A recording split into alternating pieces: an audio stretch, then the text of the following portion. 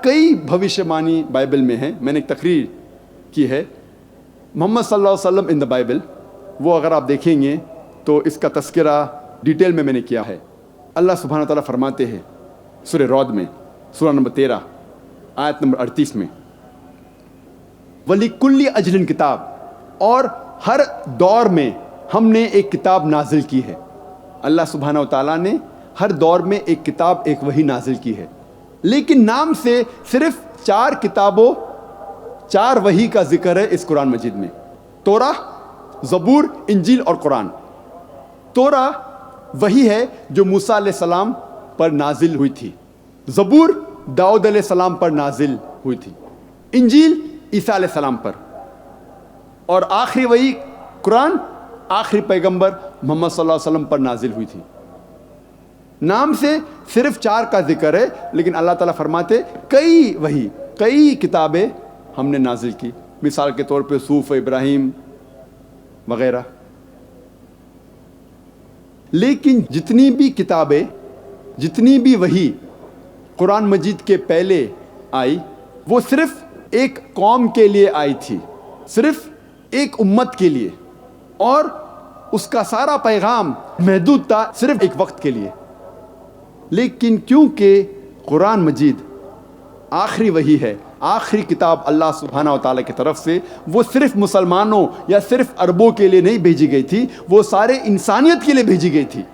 اور اللہ تعالیٰ فرماتے سورہ ابراہیم میں سورہ نمبر 14 آیت نمبر 1 میں الف لام را, ہم نے کتاب نازل کی محمد صلی اللہ علیہ وسلم پر تاکہ وہ انسانیت کو, ساری انسانیت کو اندھیرے سے اجالے میں لے جائے, روشنی تک لے جائے.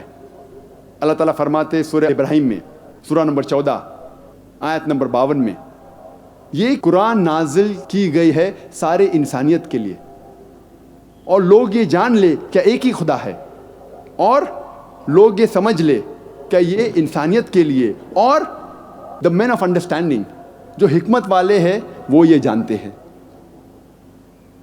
اللہ تعالیٰ فرماتے سورہ بقرہ میں سورہ نمبر 2 آیت نمبر 185 رمضان وہ مہینہ ہے جس میں نازل ہوا تھا قرآن, ساری انسانیت کے لیے ہدایت بن کر, اور یہ کرائیٹیریا ہے ججمنٹ کے لیے, حق اور باطل کے درمیان فیصلہ کرنے کی چیز ہے قرآن. اللہ تعالیٰ فرماتے ہیں سورہ الزمر میں سورہ نمبر 39 آیت نمبر 41 میں قرآن ہم نے نازل کیا ہے محمد صلی اللہ علیہ وسلم پر تاکہ وہ ساری انسانیت کو ہدایت دے.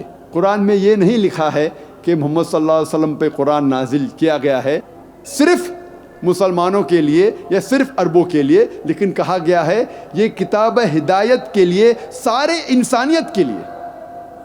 محمد صلی اللہ علیہ وسلم فرماتے ہیں, جس کا ذکر ہے صحیح بخاری میں جلد نمبر 1 کتاب الایمان میں چیپٹر نمبر 1 باب نمبر 1 حدیث نمبر 8 میں اللہ کے رسول فرماتے ہیں کہ اسلام مبنی ہے 5 ارکان پر. اسلام از بیسڈ آن 5 پلرز. اسلام کے 5 ارکان ہیں, اور محمد صلی اللہ علیہ وسلم فرماتے اسلام میں 5 ارکان ہیں. سب سے پہلا لا الہ الا اللہ محمد رسول اللہ, دوسرا اقیم الصلاۃ, تیسرا زکوٰۃ, چوتھا صوم, اور 5واں حج.